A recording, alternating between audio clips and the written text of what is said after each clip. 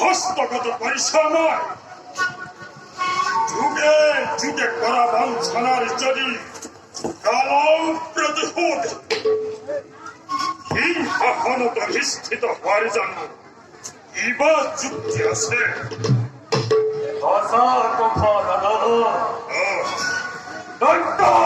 লক্ষ্যে চন্দিল আমি দৈত্য গুল নেই সদম কুল খোপরি চিরকাল ছিনাই যাব এই কাপুরু দেবতাই এই আজ্ঞা জানেন আক্রমণকারী স্বর্গপুর ধ্বংস করি ইন্দ্র ইন্দ্র দেখো নানাবার হাগতি কিবা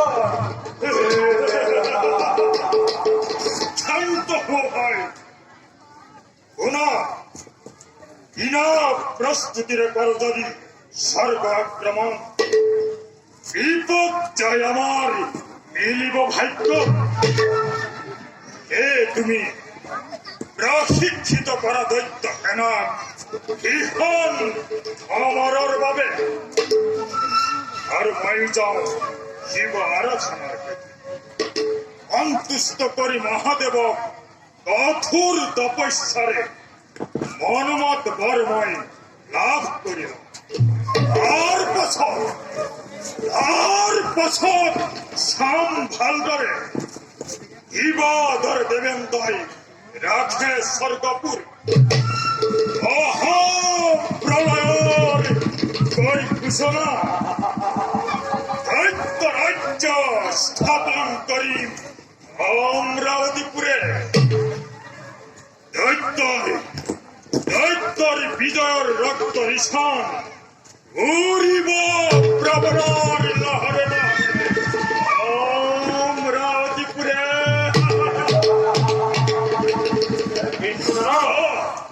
যদি হে নিবই দিয়ে বলব তোমার দ্বিতীয়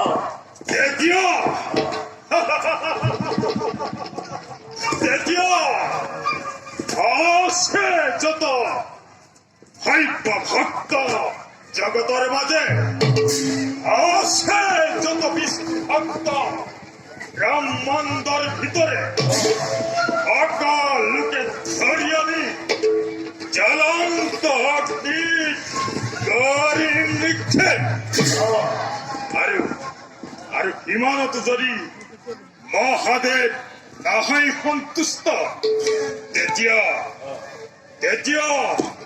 স্বয়ং ব্রহ্মা বিষ্ণু আর মহেশ্বর তিনিওকে ধরি আনি বলি যজ্ঞ কুন্দ হম তল্লিকার জাগ্রত ইচার।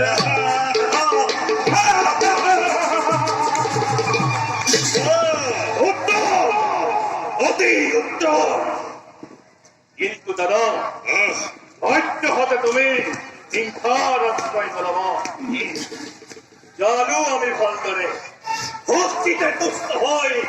এই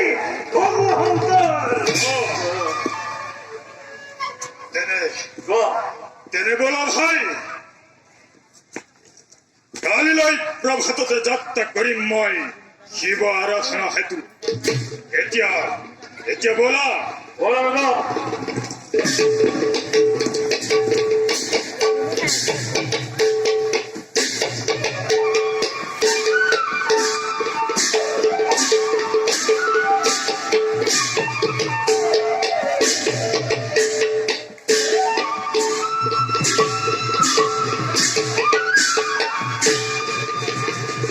দেবেন্দ্র দেবেন্দ্র দেবেন্দ্র কোন তুমি? এনে উচ্চস্তরে কমেট কৰি চালকা ফুৰে অংগ কৰি চালে বোধাৰ